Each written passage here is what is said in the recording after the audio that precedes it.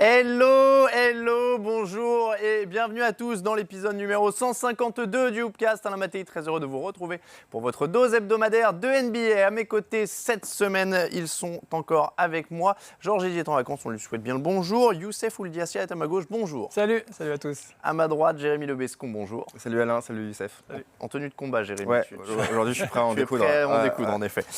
Des transferts, des blessures et un des matchs de l'année, ce sera dans l'actu. Les tops et les flops seront consacrés notamment à Twitter et au Magic d'Orlando. On parlera de Nikola Jokic également. Et puis un petit débat consacré au Boston Celtics. Celtics. Je me souviens, je crée des nouvelles franchises. C'est parti pour un nouveau Hoopcast. Sizing up Anderson, long three. Kyrie Irving. Ça bouge en NBA, la trade deadline c'est le 23 février, nous serons en direct, ne ratez pas ça. Mais les franchises n'ont pas attendu pour faire des échanges et Serge Ibaka change une nouvelle fois d'adresse. Il était passé d'OKC à Orlando au cours de l'été. Le voilà qui remonte au nord, direction Toronto, messieurs, en échange de Terrence Ross et d'un choix du premier tour de la draft. 30 minutes pour Serge Ibaka, 15 points, quasiment 7 rebonds et 10 points en face pour Terrence Ross. Est-ce que Orlando réussit à limiter la casse un petit peu sur ce mauvais investissement? C'est exactement ça, c'est presque inespéré parce qu'on rappelle que Serge Ibaka était free agent l'été prochain et free agent l'été prochain. Et vu la saison d'Orlando, ça ne se profilait pas vraiment très bien pour une prolongation de contrat à Orlando. La vraie erreur finalement de la part du Magic, c'est le trade de l'an passé, d'avoir lâché Victor Oladipo de Domantas Sabonis contre Serge Ibaka. Là, au final, ils parviennent à limiter la casse en récupérant Terrence Ross. C'est un joueur que suit Rob Pelinka depuis longtemps et un premier tour de draft. Maintenant, si on fait le résumé, ça signifie qu'ils ont lâché Victor Oladipo, Domantas Sabonis et Arsène Ilyasova contre Terrence Ross et un premier tour de draft. Si on fait le résumé, c'est vraiment catastrophique pour le Magic. Ouais, la vraie belle affaire, elle est clairement pour Toronto. Et en même temps, Serge Ibaka, qui à mon avis va être dans un bon rôle, parce qu'il ne faut pas oublier qu'il a 2 stars à ses côtés, ce qui n'était pas le cas. Il a 2 All-Stars même, c'est pas que 2 stars, Laurie et DeRozan C'est pas le cas depuis le Thunder, depuis voilà, et j'allais venir, et justement, il va retrouver un peu ce qu'il avait au OKC avec Kevin Durant et Russell Westbrook. Et en plus, il va apporter de la défense. Il va un peu densifier cette raquette de Toronto, qui était un petit peu orpheline, notamment défensivement, depuis le départ de Bismack Biyombo. Donc c'est une vraie bonne pioche pour Masai Ujiri. C'est toujours un fort défenseur, comme il y a quelques années, parce qu'on avait l'impression que ça avait baissé d'un ton quand même. Ça a baissé d'un ton, mais malgré tout, Orlando, il a quand même tenté de faire le travail. Après, c'était compliqué, cette cohabitation, etc. Il est moins éclatant dans ce secteur-là qu'auparavant. Après, on sait aussi qu'il a tendance peut-être à un peu trop s'écarter. Maintenant, ça reste quand même relativement intéressant. Non, pour moi, je trouve que c'est vraiment un coup de maître de la part de Masai Ujiri, qui, comme tu le disais, en off, essaye aussi de rameuter la diaspora africaine du côté de Toronto. Maintenant, il faut aussi faire attention sur le long terme avec les Raptors, puisque justement Serge Ibaka sera free agent et qu'il faudra aussi prolonger Kyle Lowry. Vu comment ça se profile après le contrat exorbitant, enfin énorme, offert à DeMar DeRozan, il faut s'attendre maintenant à une masse salariale qui pourrait dépasser les 130 millions de dollars l'année prochaine. Il devrait payer une lourde luxury tax. Si on en reste juste à cette saison, c'est quand même très... L'association Ibaka-Valanciunas va être vraiment intéressante dans la raquette. Donc on va avoir un backcourt qui va être vraiment performant avec Laurie DeRozan et à l'intérieur une belle raquette. Et il faut savoir que l'été dernier, Masai Ujiri avait proposé Patrick Patterson, Norman Powell et le 9e choix de draft au Thunder, une offre qui avait été refusée. Finalement, il n'envoie que Terrence Ross et un premier tour de draft. Donc c'est vraiment une très grosse économie. De nombreux spécialistes américains se demandent même s'il n'avait pas une idée derrière la tête, Masai Ujiri, en laissant un petit peu ce trade partir et en laissant Serge Ibaka partir pour le récupérer finalement pour moins en valeur, on va dire. 11 défaites en 15 matchs pour Toronto. Est-ce que du coup ça leur permet de régler ce problème? En effet, tu le disais dans la raquette, en tout cas de défense, protection du cercle, c'est une bonne solution. Alors on est bon, ça va les relancer? De toute façon, ça va au moins relancer défensivement. Ibaka, il a été 3 fois dans l'équipe, dans le first team défensif, donc c'est un gros défenseur. On l'a dit, il a plus 25 ans comme ses belles années d'OKC. Enfin, il a 27 ans. Hein. Oui, il a 27 ans, c'est vrai. On a l'impression qu'il en a 32, mais il a 27 ans. Mais il a plus 25, on est d'accord? Bon, ça marche. Et oui, ça va être la bonne formule parce que sur leur série de défaites, ils ont encaissé 5 points de plus en moyenne par match que dans leur belle série jusqu'à mi-décembre. C'est intéressant défensivement, mais en plus, malgré tout, ça reste aussi un attaquant de valeur, capable de s'écarter même s'il le fait un petit peu trop. Et c'est quand même malgré tout ce qui manquait à Toronto, puisque derrière Kyle Lowry et DeMar DeRozan, comme Dwayne Casey s'appuie toujours très peu sur Jonas Valanciunas, il manquait aussi cette nouvelle option offensive et peut-être que de ce côté-là, ça va un peu les soulager. Et il a l'expérience aussi d'un joueur qui a fait les finales NBA. Voilà, et ça c'est notamment en playoff pour Toronto, ça va être précieux. Maintenant, du côté du Magic, on se retrouve. J'allais te dire, en un mot sur Orlando, on fait le ménage. Terence Ross, c'est quand même un joueur très talentueux, très inconstant aussi. Et malgré tout, autant l'équipe était déséquilibrée, mais autant combien il y a d'ailiers là maintenant du côté du Magic. Maintenant il y a Terence Ross, il y a aussi Jeff Green, il y a ce brave Mario Essonja qui attend toujours maintenant sur le banc. Est-ce que ça va amener vraiment quelque chose? Je pense que ça n'arrange pas non plus entièrement la saison de Rob Hennigan qui est quand même sur la sellette et qui devrait, je pense, perdre sa place l'été prochain. On va reparler d'Orlando dans notre flop un petit peu plus tard. On va passer au deuxième trade qui a eu lieu cette semaine, c'était quelques jours plus tôt. Jusuf Nurkic contre Mason Plumlee. C'est entre Denver et Portland évidemment. Nurkic part à Portland, Plumlee arrive à Denver. J'ai envie de vous dire, c'est un échange standard, grosso modo. Non, moi je suis pas même trop. si Nurkic est un gabarit plus costaud quand même. Moi, je trouve que c'est une bonne opération de la part des Nuggets qui récupèrent Mason Plumlee, qui est certes limité. Hein, c'est un joueur, on va pas non plus. Moi, j'adore ce joueur. joueur. Il ne fera pas des miracles. C'est un joueur limité, mais qui, je suis d'accord avec toi, qui malgré tout est un vrai combattant et en plus un excellent passeur. Et dans la relation avec Nikola Jokic, qui est quand même un des meilleurs intérieurs passeurs de la ligue, il a encore prouvé récemment. Cela peut faire de très belles choses. Jusuf Nurkic avait tendance à prendre du poids, à être en méforme physique, en plus à se plaindre. C'est un très mauvais défenseur. Alors certes, Mason Plumlee n'est pas un grand défenseur, mais au moins il combat. Je pense que c'est en plus vraiment une bonne opération de la part de Denver, qui en plus récupère 2,8 millions de dollars. Alors certes, ils perdent un premier tour de draft, mais malgré tout, ils récupèrent une trade exception qui peuvent être intéressantes. Ouais, pour Plumlee, en fait, Portland avait besoin de gagner de l'argent, de baisser sa masse salariale. Ils ont signé je ne sais combien de joueurs à l'intersaison pour des salaires un petit peu trop importants selon certains. Et Plumlee, je pense qu'il va y avoir une absence qui va être notable côté Portland. Parce que Plumlee, c'était un besogneux, un peu un travailleur de l'ombre. On avait les deux stars, McCollum et Damian Lillard. Et Plumlee était ce joueur capable, 11 points, 8 rebonds, propre, net. Et par contre, Nurkic, jeune joueur qui a besoin de se relancer, parce qu'on rappelle qu'il a été relayé sur le banc avec l'éclosion de Jokic. Donc lui, il le dit, il a hâte de jouer. En plus, il devrait être starter, parce que Zeli est blessé. Myers Leonard est quand même moins bon que Nurkic normalement. Donc lui, pour le coup, a un vrai coup à jouer, Nurkic. Il a un vrai coup à jouer. Maintenant, il faut qu'il saisisse cette opportunité dès maintenant. Ouais. Parce que, et même pour Portland, hein, je veux dire, là, on manque quand même vraiment de densité à l'intérieur et il faut qu'il prouve quelque chose dès maintenant. On passe au rayon blessure avec un gros coup dur pour les Cavaliers. Kevin Love va être absent pendant 6 semaines. Arthroscopie du genou, on fait un petit nettoyage et il reviendra normalement à temps pour les playoffs. C'est 26 minutes de jeu, 20 points et 11 rebonds qui s'en vont pour Cleveland. Plutôt bien remplacé pour son premier match d'absence par Channing Frye, qui a pris 21 points et dire bon. Est-ce qu'il y a un péril pour les Cavaliers? Je pense surtout à LeBron James qui jouait déjà beaucoup et qui va devoir continuer à jouer beaucoup. C'est le job de Tyronn Lue, justement, de limiter le temps de jeu de LeBron James, qui va arriver cramé pour les playoffs. Et Kevin Love, c'est malheureux pour lui, parce qu'il jouait le meilleur basket de sa période Cavs. Ses 2 premières saisons étaient un petit peu en dilettante ou moyenne. Là, il était à 20 points, 11 rebonds. C'était le vrai Kevin Love qu'on attendait, qui fait partie du vrai Big Three. Et c'est pour moi un vrai coup dur pour c'est difficile pour lui. J'ai l'impression que chaque saison, il lui arrive quelque chose au pauvre Kevin Love. Est-ce qu'il y a péril en la demeure pour Cleveland? Pas à court terme. Moi, je pense qu'ils vont réussir à gérer pour déjà se maintenir en première position de la conférence Est. Attention à Boston. Attention à Boston, certes. Mais après, malgré tout, c'est plutôt en termes d'alchimie, de cohésion. Et au moment où il va revenir, ça sera juste avant les playoffs. Une arthroscopie du genou, certes, on en revient relativement facilement, mais c'est pas non plus forcément immédiat.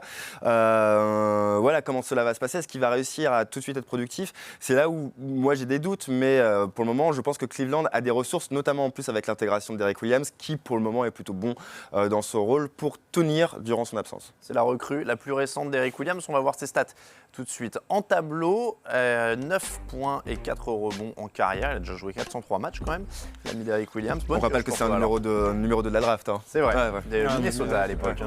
Bonne pioche alors pour toi, Jeremy. Bonne pioche, soyons mesurés, il ne remplacera pas Kevin Love, c'est pas du tout le même joueur, c'est pas la même création de jeu, c'est pas la même faculté à s'écarter, voire il en a même aucune.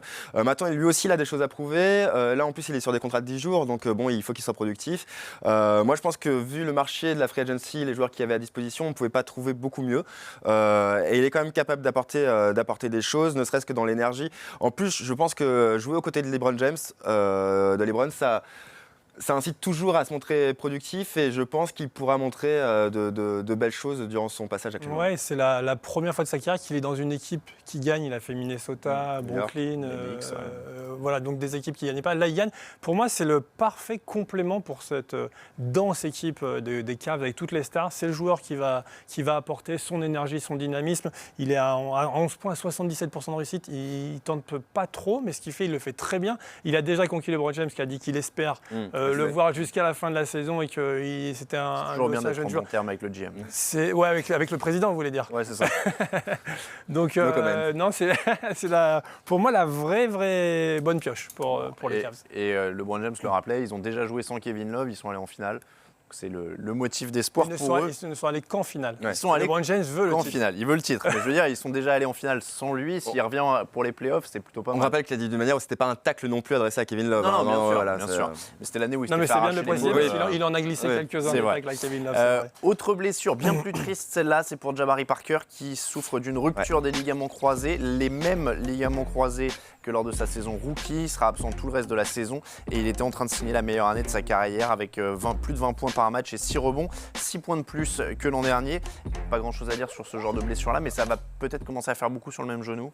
C'est compliqué, mais en plus c'est tellement cruel, vous venez de le dire, il jouait le meilleur basket de sa carrière, saison de rookie quasi blanche. L'année dernière, il fait une saison, on va dire, de transition. Cette année, on le voit, il était affûté, il avait perdu du poids, il posait des dunks de dingue. C'était le vrai Jabari Parker qu'on attendait. Il jouait presque au niveau d'All-Star.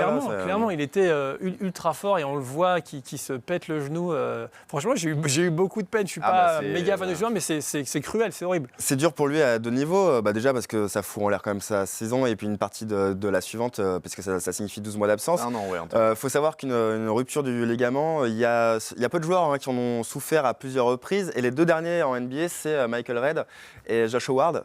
Certes, ils avaient plus de 30 ans et Jabari Parker est bien plus jeune, mais bon, ils ne sont jamais revenus non plus à leur véritable niveau. Et puis, il était en lice quand même pour signer une prolongation de contrat qui aurait probablement avoisiné les 110 millions de dollars l'été prochain. Il va probablement revenir et attendre avant de prolonger à nouveau. Est-ce qu'il aura le contrat qu'il pouvait espérer? J'en suis pas sûr. Et puis c'est aussi très triste pour Milwaukee, qui avait un super duo avec Antetokounmpo. Et le match où il se blesse, c'est le match où il récupère Chris Middleton. Voilà, Chris Middleton revenait et Jabari Parker se pète. Alors il flirte avec les playoffs, Milwaukee, avec un bilan de 24 victoires pour 30 défaites. 4 victoires sur les 16 derniers matchs seulement, ça c'est le problème. Ils sont 9e à l'Est. Est-ce qu'ils peuvent maintenant continuer à flirter avec la dernière place? Ça va être compliqué. En même temps, ils ont un bilan catastrophique sur les derniers matchs. Je vous l'avais dit, 12 défaites sur les 16 derniers. Ils sont quand même à un seul match des playoffs. Je ne sais pas si ça veut dire autant sur eux que sur la conférence, mais un peu les deux, certainement. Mais après, en fait, il va falloir que Greg Monroe continue à jouer ce qu'il est en train de produire ces derniers temps. Il est bien sur les derniers matchs chez Greg Monroe. On va voir du Thon Maker aussi. Ouais, c'est vrai. Thon Maker qui va jouer un petit peu plus. C'est possible, quand on voit ce qu'il est capable en plus de faire Antetokounmpo, il peut faire basculer un match à lui seul, il est juste exceptionnel. Ça va être plus compliqué et les autres joueurs vont devoir élever leur niveau de jeu. Le fait est que s'ils vont en play-off, après c'est des play-offs pour rien non plus. Je veux dire, ils ne pourront pas espérer grand-chose, mais après ça fait toujours du bien, quelques matchs de plus en play-off, ne serait-ce que pour des jeunes. Il faut voir aussi ce que Chris Middleton va apporter sur la fin de saison. Moi je pense que c'est possible, j'y crois moyennement, je ne sais pas si c'est même très sensé finalement en termes de stratégie. Mais en tout cas, je pense que c'est bien de les habituer aussi à jouer pour la gagne, que ce soit Antetokounmpo, Thon Maker, Chris Middleton, enfin tous ces jeunes-là. Donc en tout cas, je pense qu'ils vont tout faire pour espérer y arriver.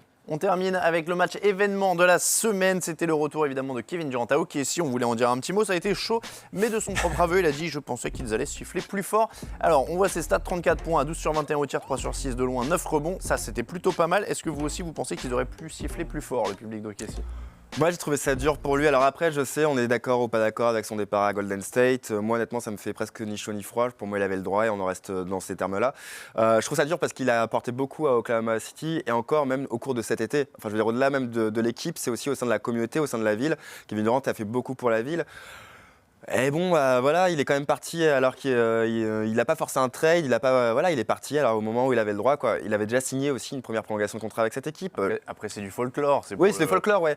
On charrie l'ancien. Mais c'est moins au-delà du public que ça me choque qu'au-delà quand même des rixes avec les joueurs. Bon, autant Westbrook, on savait que tout le monde est derrière Westbrook. On savait que ça faisait partie de l'entertainment. Autant Robertson, etc. Je sais pas d'où ça sort, quoi. Je trouve ça un peu dommage. Moi, je pense que les Robertson, les Enes Kanter sont tous derrière Westbrook et Je pense que c'est plus la manière qui a déçu côté OKC. Il n'a pas prévenu celui qui était son pote et son frère, soi-disant Russell Westbrook, il n'a pas prévenu qu'il avait signé. Peut-être insister sur le soi-disant, parce que moi, on m'en a parlé notamment sur Twitter cette semaine. Le côté on est frères, etc., c'est juste un mot qui est balancé beaucoup maintenant, parce que s'ils sont vraiment frères, comme tu dis, il le prévient peut-être un peu avant. C'est ça, c'est pas cette tête-là quand tout à tu fait, le vois, c'est la donc, manière. C'est juste, en fait, je pense que Westbrook s'est senti trahi, et comme toute la ville, parce qu'à Oklahoma City, il n'y a pas grand-chose à faire. Il y a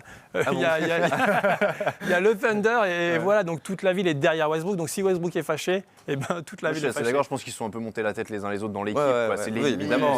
Évidemment. Voilà, Après, il a répondu sur le terrain. Hein. Ah bah, c'est ça. Mais après, Westbrook a été lui aussi très bon. Vrai, parce que Westbrook, il fait quoi, 47 points, il a plus de 50% au shoot. Parce qu'on dit parfois que Westbrook croque, il met 35 points, mais il a 30%. Là, il fait un match à plus de 50%, il est proche du triple-double.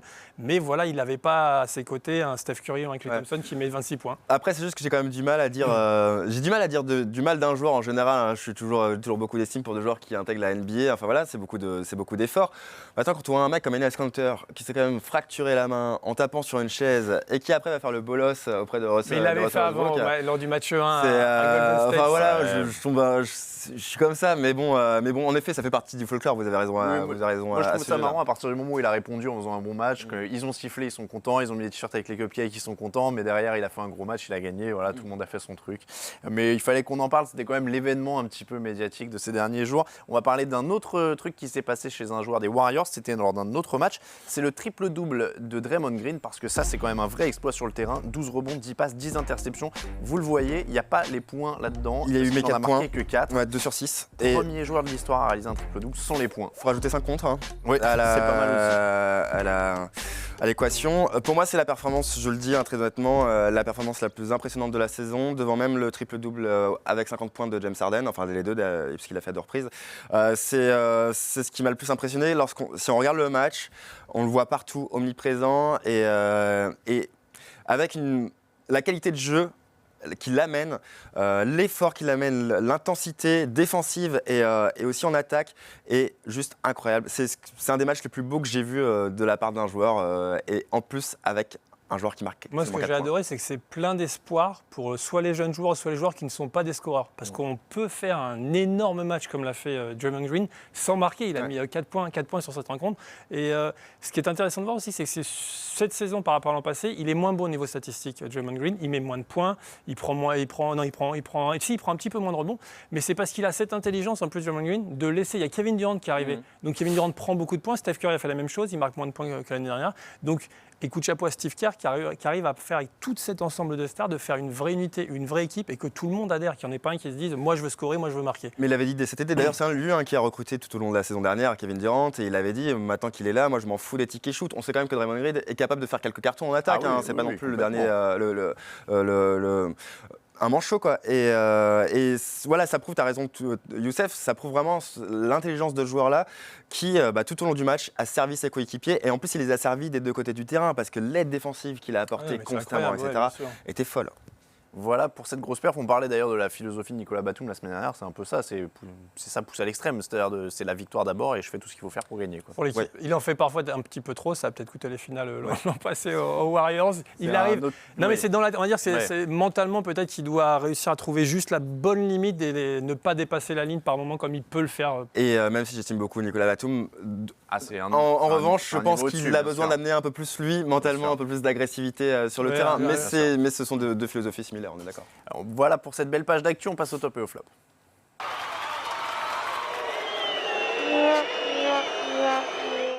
Les tops et les flops de la semaine, on va commencer avec un top un petit peu léger et sympathique. La NBA a interdit il y a quelques jours à ses équipes de se charrier sur Twitter. La réponse des Hawks et des Kings a été assez savoureuse, on va le voir en images, puisque c'était quelques heures, je crois, ou quelques jours après la mise en place de cette règle. Et en fait, les Hawks et les Kings se sont livrés, on va pas dire un duel du coup sur Twitter, ils se sont livrés un duel de politesse. Tout à fait. Et pendant tout le match, ils se sont échangés des jolis paniers. Est-ce qu'on est devenus amis? Vraiment bel effort les gars, vous allez peut-être remonter. Et d'ailleurs, c'est ce qui s'est passé. Je ne sais plus qui menait, mais l'autre équipe a remonté. L'anniversaire de Millsap aussi qui a été souhaité par Sacramento.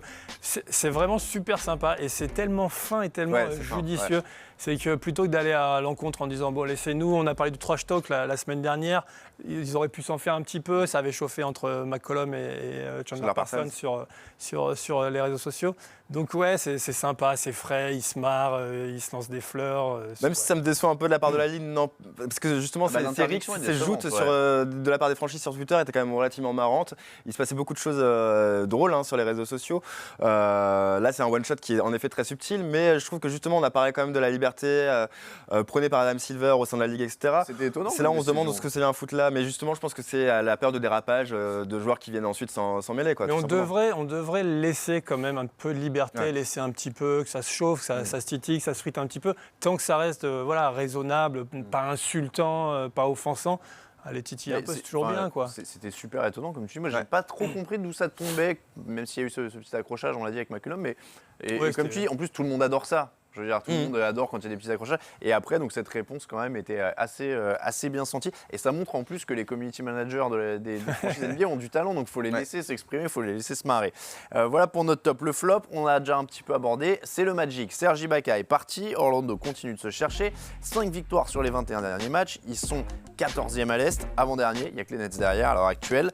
Messieurs, cet effectif aujourd'hui, quel sens il a et comment on repart là maintenant qu'Ibaka est parti avec Terrence Ross qui arrive? Quel sens il a? On se posait déjà la question l'été dernier, enfin en début de saison, quel sens il a? Il n'en a aucun sens. Il a aucun sens. Moi je trouve, non, il en a toujours pas. Alors à quel niveau il faut épurer? Ou déplacer non mais je sais même plus, je saurais pas quoi faire avec cette équipe. Honnêtement, ça me laisse perplexe. En fait, il y a un joueur, je trouve, qui fait vraiment le job, c'est Evan Fournier, qui réalise une belle saison. Lui, il est plutôt régulier, plutôt constant. Il a 17 points de moyenne, c'est le meilleur marqueur de l'équipe. Après, moi, au début de saison, j'étais à Orlando en début de saison.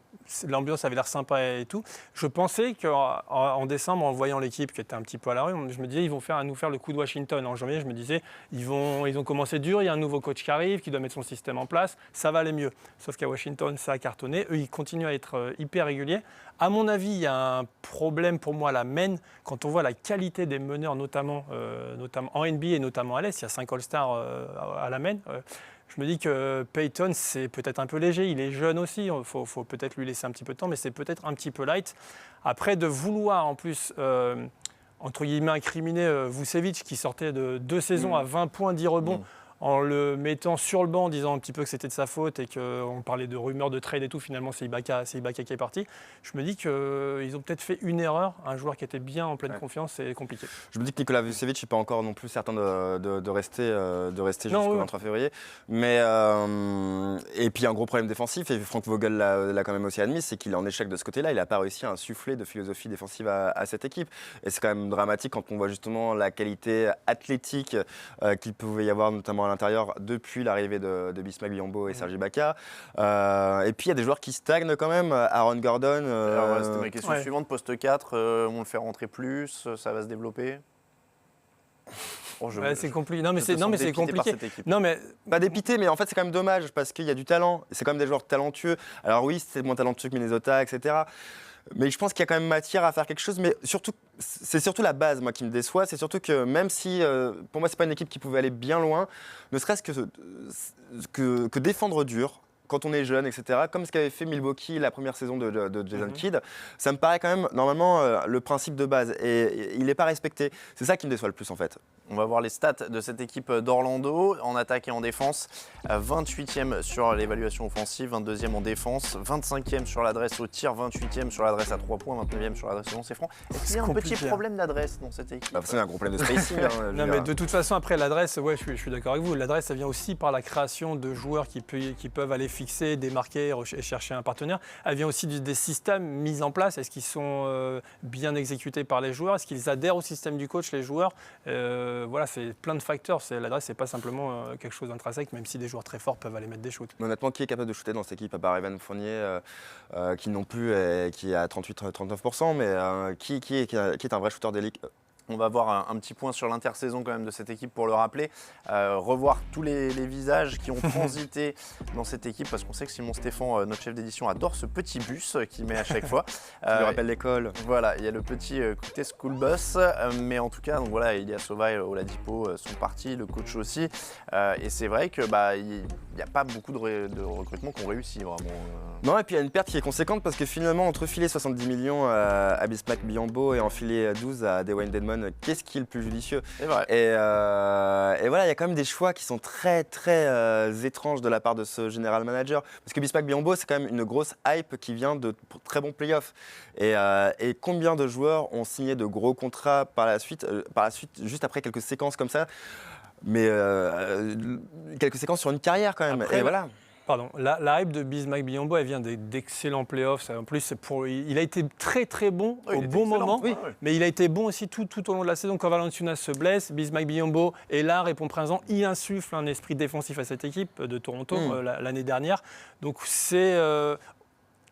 Par contre, le petit bémol, et c'est la même chose que tout à l'heure, c'est que Bismack Biyombo avait des stars à ses côtés. Ouais. Il n'avait pas besoin d'aller scorer, c'était le travailleur, le warrior qui a apporté une énergie défensive incroyable, mais il avait Laurie, il avait de Rosanne à ses côtés, et là ça n'y est pas côté Orlando. Et comme on parle du Magic, on va voir quelques images du documentaire de Youssef Ouldiassia ici présent. Pas qu'une histoire d'argent ou d'agent avec un R entre parenthèses. Et on va parler justement d'Evan Fournier. Gros bourreau de travail à Orlando. La clé du succès, c'est ça pour lui. Et c'est dans le documentaire de Youssef Ouldiassia. Il y a trop de gens qui ne savent pas que Evan Fournier, c'est le plus grand travailleur dans la France du basket. Le plus grand. Mais de loin, hein.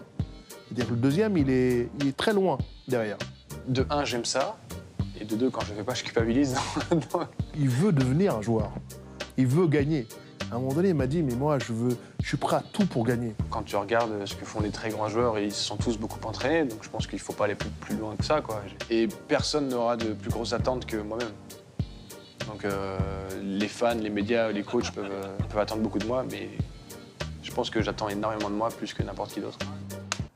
On a vu les petits panneaux, je sens qu'il y a quelqu'un qui allait s'éclater à Disney World pendant tout l'été en fait, c'est ça? Non, même pas. Non, même pas. J'ai pas eu le temps. Pourtant, c'est un film à gros budget du coup, plus de 350 millions de dollars. 500 millions de dollars. 500 millions de dollars. Tu nous rappelles où est-ce qu'on peut le trouver? On peut le trouver sur YouTube, sur la page Comsport Family de l'agence Comsport. Et ce que dit Evan Fournier et ce que dit Zbounas, c'est vrai que c'est un travailleur mais incroyable. Evan Fournier, c'est juste un truc de malade. Pour caler une interview avec Evan Fournier, il te dit, ah bah non, 45 minutes avant l'entraînement, je m'entraîne, et 45 minutes après, je m'entraîne aussi, donc c'est compliqué par rapport au timing. C'est vraiment, ça explique pourquoi il en est là. N'hésitez donc pas à aller y jeter un œil. Nous, on passe au focus cette fois.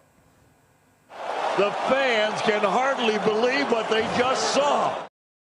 Le focus de la semaine, c'est une nouveauté et il est consacré cette semaine à Nikola Jokic, un joueur qui n'arrête pas de nous épater. Triple-double pour lui cette semaine, 17 points, 21 rebonds, 12 passes et 2 interceptions en prime sur les 15 derniers matchs, 23 points et demi, 11,2 rebonds et quasiment 6 passes avec un petit 60% au tir et 40% de loin. C'est pas mal. Nikola Jokic est-il en train de devenir la nouvelle star de cette année ?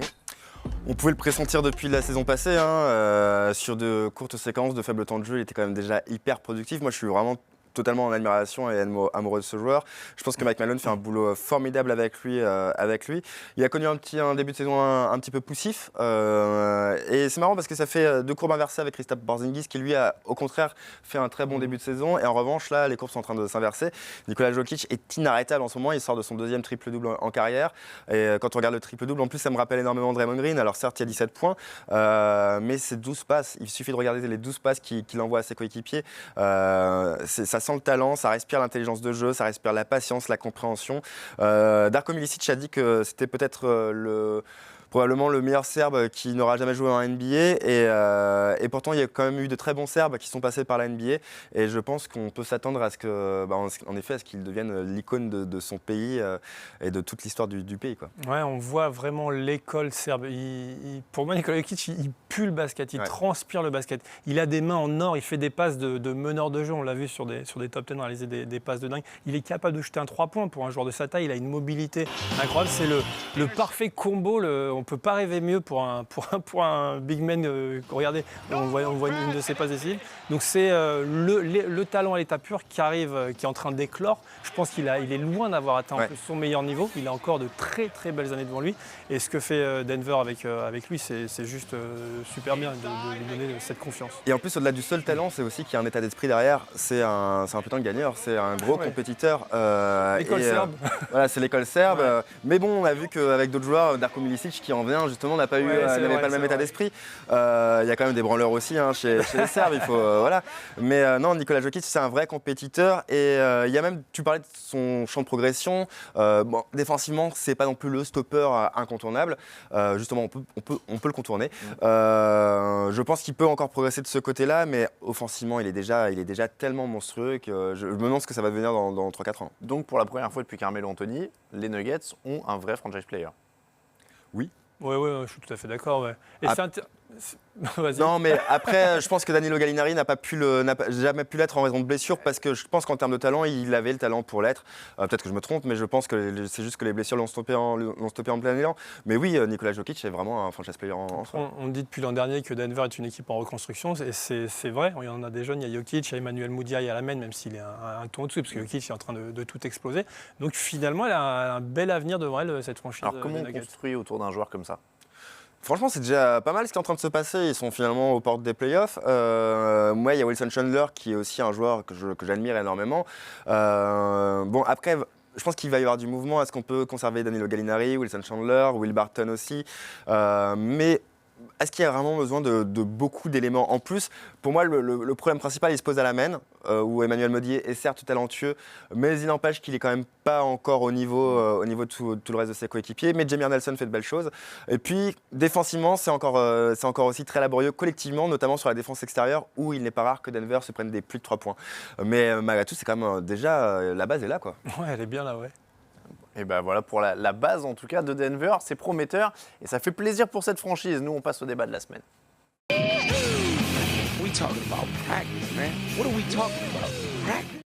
36 victoires, 19 défaites, 9 victoires sur les 10 derniers matchs. Les Celtics sont en forme et ils remontent comme des boulets de canon au classement de la conférence Est. 36-19 on le voit et les Celtics de Brad Stevens. Encensés par la concurrence, les Celtics ont une vraie chance de jouer les Finals. C'est Rick Carlisle de Dallas qui le dit, un coach titré, pas n'importe qui. C'est notre débat de la semaine. Les Celtics peuvent-ils atteindre les Finals ? Messieurs, on l'a dit, 23 victoires même depuis le 16 décembre, à égalité avec les Warriors et les Wizards au niveau du total. Est-ce que vous y croyez ? Il y a un mois et demi, c'est un petit peu comme Isaiah Thomas en fait. C'est la même courbe. Il y a un mois et demi, personne n'y aurait cru. Là, ils sont qu'à 2 matchs au classement derrière les Cavs. Les Cavs ont eu une mauvaise période. Toronto a eu une mauvaise période. Eux, ils sont en phase super ascendante. S'ils sont en finale, ça voudrait dire qu'ils ont sorti les Cavs. Donc c'est peut-être un petit peu compliqué, surtout pour une équipe qui a été éliminée au premier tour les 2 saisons précédentes. Donc ça ferait un vrai gap. Mais ils nous surprennent tellement cette saison. Vous l'avez dit, une folle série en ce moment. Pourquoi pas, j'ai envie de dire. On connaît, je pars toujours du principe que tout est possible. Alors peut-être que ça veut dire que je ne me mouille pas. Mais je pense qu'ils ont une vraie chance. Je pense qu'ils ont une vraie chance d'aller en finale. Une fois que ce sont les playoffs, voilà, tout peut arriver. On voit ce qui se passe avec Kevin Love malgré tout pour Cleveland. Si Kevin Love revient mais en méforme, en difficulté, Boston aura les moyens de passer. Maintenant, il y a quand même des champs de progression. Ça tient beaucoup d'Isaiah Thomas, cette série de victoires. Ce gros succès en début d'année. Et puis, il manque Avery Bradley, donc ça c'est aussi un point où ils pourront progresser. Mais parce que défensivement, Boston c'est quand même encore lacunaire. Ils concèdent près de 106 points par match.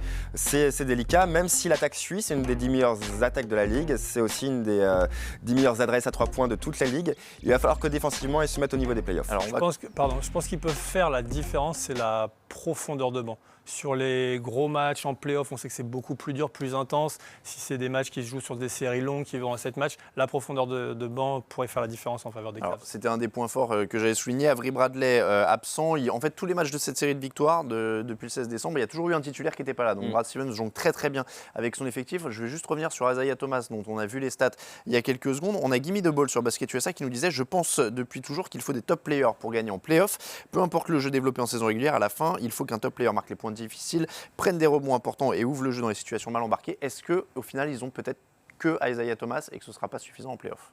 Quand on voit qu'il y a DeRozan, Laurie, éventuellement Valanciunas qui peut aider, quand on voit qu'il y a LeBron, Kyrie, Kevin Love. Oui, après DeMar DeRozan, par exemple, en play-off, ça n'a non plus jamais été le joueur le plus fiable. Voilà, c'est aussi un joueur de saison régulière. Moi, je pense qu'Isaiah Thomas, avec la base et le socle que représente Al Horford, je pense qu'Isaiah Thomas peut quand même marquer les points qui permettront à l'équipe de passer. On sait en plus que ça va se réduire, il va y avoir moins d'attaques, etc. Ça sera plutôt sur des dernières possessions. On le sait décisif. On sait que Boston a quand même une grosse intelligence de jeu, notamment aussi grâce à leur coach. Donc je pense qu'en tout cas, ils ont quand même les éléments en mesure de passer plusieurs tours.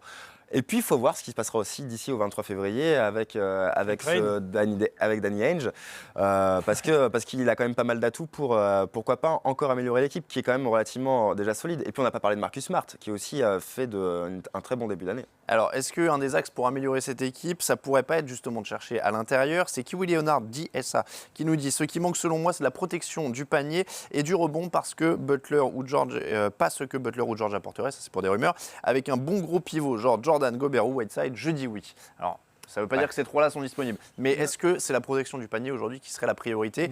Notamment en défense, ils sont à 106 points autorisés sur 100 possessions. Ils sont 19e en NBA. Ouais, c'est ce que disait Jérémy tout à l'heure. C'est vrai que s'ils avaient un vrai poste 5 protecteur du cercle, ça ferait une équipe. Elle ne serait pas candidate aux finals, elle serait candidate au titre, mais clairement, et sans aucun doute.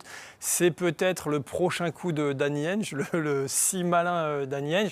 Même si ça va être compliqué et on attend, personne ne saura ce qui va se passer jusqu'au 23. Pour moi, c'est pas tellement poste 5 parce que je pense qu'à Ford maintenant aujourd'hui. Mais il aime bien s'écarter à Ford. Ouais, c'est pas un vrai poste 5. C'est pas un vrai poste 5, ça on est d'accord. Ouais. Mais c'est pas non plus un joueur capable d'être un vrai poste 4 dans la NBA actuelle non plus. Un peu bâtard. Il a toujours voilà. Et en tout cas, je pense que Amir Johnson est peut-être un petit peu décevant cette année. Kelly Olynyk là qui est sur une bonne séquence, c'est pas non plus le gros protecteur de cercle. Donc en effet, c'est plutôt en intérieur, poste 4 ou 5, où il faut miser. Leur adresse à 3 points, est-ce que ça va être la clé aussi? Parce qu'ils sont vraiment rentrés dans la NBA moderne pour ça. Maintenant, ils sont deuxième de la NBA avec 33 tirs par match. Est-ce qu'en play-off, ils seront toujours aussi capables d'arroser? Parce qu'on voit, il y a énormément de joueurs qui peuvent envoyer. Est-ce que ça va rester justement autour d'Isaiah Thomas? Mais on sait que les défenses se resserrent en play-off, donc il y aura peut-être moins d'opportunités. Mais la force justement de cette équipe, c'est de pouvoir aérer la raquette. Parce que quand on a 4 ou 5 joueurs capables, au moins 4 capables de scorer à 3 points, ça laisse plus d'espace pour Isaiah Thomas qui lui aime bien créer. Et comme on est obligé de sortir, ça ouvre la raquette et ça lui permet des drives. Maintenant, il faudra voir avec des très grosses défenses pendant 48 minutes ce que ça va donner en play-off. Alors je laisse la conclusion à Shevchenko qui nous dit oui, enfin non, il leur manque juste une chose, LeBron. Oui, pourquoi pas? Il leur manque Kevin Durant. Ok, on est à l'est. D'accord, à l'est. C'est vrai que c'est difficile. Jackie Moon nous dit sur un match, ils peuvent tomber les Cavs, sur une série, non. Ouais, c'est là où le point où je pense que si Kevin Love revient en tout cas et que les Cavs sont complets, etc., je pense que sur toute une série, en 7 matchs, c'est compliqué pour Boston. Ouais, je suis assez d'accord. Le sondage sur Basket USA, Boston a-t-il l'effectif pour aller en finale NBA? C'est oui pour 53% et c'est en vert justement. Non à 47%. C'est assez paradoxal. Dans les commentaires, vous étiez assez contre. Je les ai tous relus. Par contre, dans les sondages, vous êtes pour. Donc la majorité vote silencieusement. Mais j'insiste, d'ici au 23 février, il y a quelques premiers tours de draft à la disposition de Boston. Il y a quelques joueurs qui sont aussi en attente sur le banc. Il y a moyen de faire quelque chose pour améliorer l'équipe. C'est l'heure des pronostics.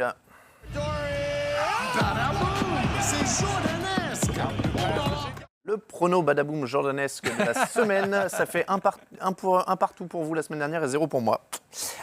Et donc le pronostic, alors voilà, c'est l'All-Star Game, messieurs. Je vais vous faire pronostiquer sur l'All-Star Game parce qu'il n'y a pas assez de matchs pour vous faire pronostiquer. Alors, là, je sais que t'adores. Non, alors, je vais vous faire pronostiquer d'abord sur le 3-point contest. Qui va gagner le 3-point contest? Klay Thompson, CJ McCollum, Kyle Lowry, Eric Gordon, Kyrie Irving, Kemba Walker, Nick Young, Wes Matthews. C'est les Klay Thompson. Klay Thompson me paraît logique, mais pour être fou, je vais mettre Nick Young. McCollum, tiens, allez, sur l'année qu'il fait.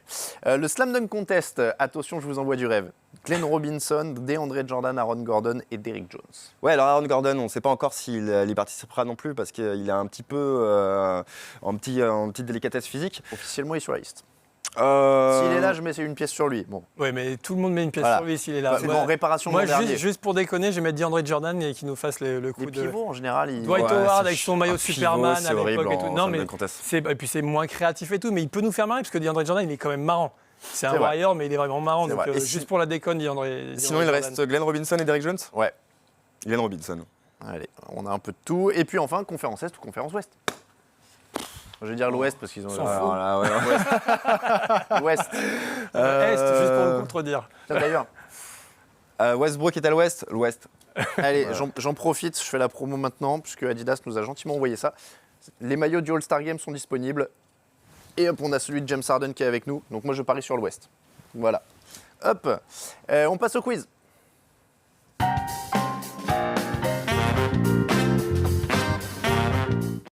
Le quiz de fin d'émission, 6 partout entre Georges et Jérémy, mais on fait relâche pendant que Georges est en vacances. Messieurs, dans quel club espagnol a joué Serge Ibaka pendant le lockout de 2011 ? Madrid.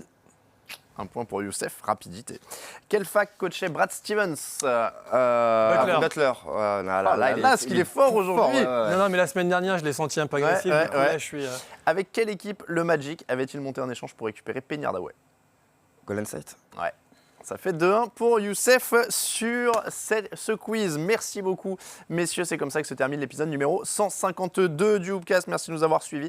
On vous rappelle que le Hoopcast est disponible sur Basket USA, iTunes et Dailymotion. Pour nous suivre, @Hoopcast, @Jérémy Lebescon avec un T, Ouldiasia. @Ouldiasia, @Georges Eddy 2 qui n'est pas là, @Alain Mattei pour moi-même. On vous remercie beaucoup. On se retrouve dans l'after le dimanche, le before maintenant, avant l'émission. On vous remercie beaucoup de nous avoir suivis et on vous dit à très bientôt. Ciao, ciao.